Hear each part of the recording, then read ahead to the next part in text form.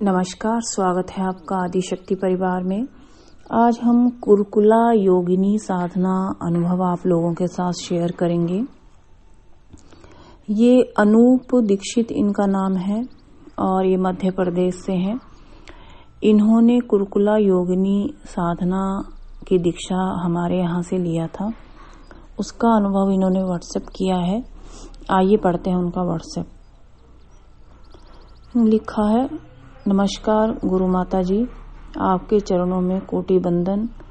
मैं सहर्ष आपको व्हाट्सएप कर रहा हूँ कि मैंने आपसे दीक्षा बगलामुखी साधना में और कुरकुला योगिनी साधना में लिया था और मैंने बगलामुखी साधना का सिर्फ 11,000 जप किया है, लेकिन जो कुरकुला योगिनी देवी है उसमें मेरा बहुत ज़्यादा इंटरेस्ट था और मैंने तब आपसे इसकी दीक्षा लिया। आपने कहा कि बगलामुखी साधना पहले पूर्ण कर लो, लेकिन जब मैं बगलामुखी साधना कर रहा था तो मुझे कुछ ऐसे इंडिकेशन मिलते गए जिससे मुझे पता चला कि मुझे कुरकुला योगिनी साधना करनी चाहिए। मुझे कुरकुला योगिनी देवी के बारे में आपके वीडियो देखकर पता चला और मैंने YouTube पर भी सर्च किया। फिर मैंने आपसे दीक्षा मांगा तो आपने मुझे दीक्षा दिया और मैंने अनुदान का नियम भी पूरा कर दिया था और सामग्री भी मंगा लिया था। तो अब मैं जो आगे लिखने जा रहा हूँ वो मेरी कुरकुला योगिनी देवी साधना के अनुभव ही हैं और बगलामुखी साधना के अनुभव नहीं हैं।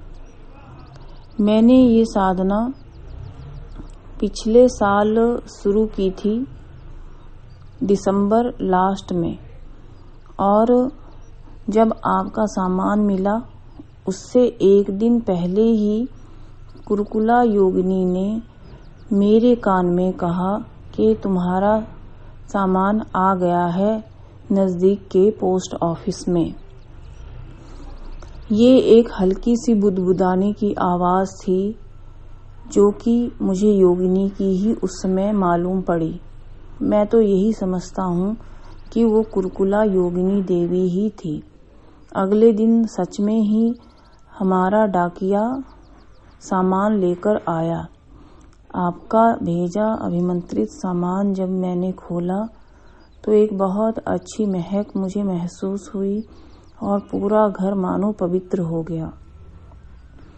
उसके बाद मैंने सोचा कि 3-4 दिन आराम करके साधना शुरू करता हूँ।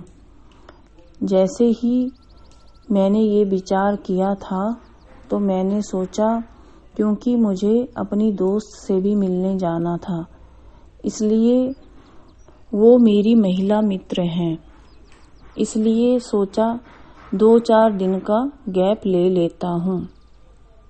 लेकिन उस रात मैं सोया ही था तो मुझे सपना आया कि मैं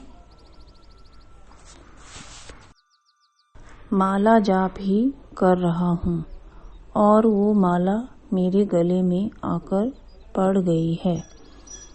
मैं एकदम उठ गया, क्योंकि आपने कहा था कि जिस माला पे जप करते हैं उसको पहनना नहीं चाहिए, क्योंकि स्वप्न साक्षात ही लग रहा था, इसलिए मुझे ऐसा लगा और मैं उठकर बैठ गया हड़बड़ाकर कि मैंने माला को पहन लिया तो अब कौन सी माला से जप करूँगा।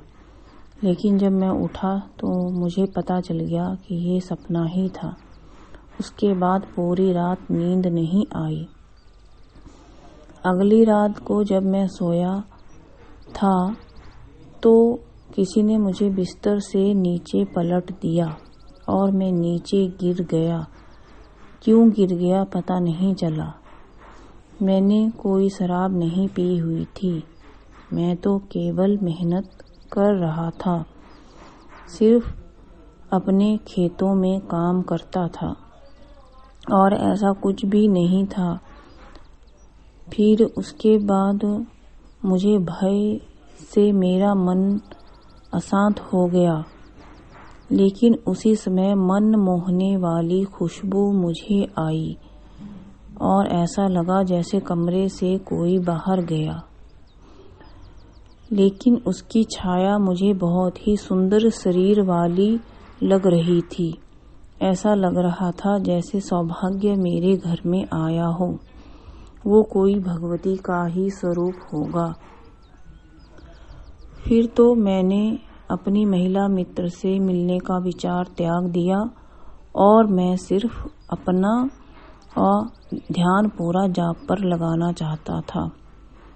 जिस दिन से आपने बताया उसी दिन से मैंने साधना शुरू कर ली। फिर तो धीरे धीरे मेरा सारा कर्जा उतरता चला गया। मेरे ऊपर 22 लाख का लगभग कर्जा था।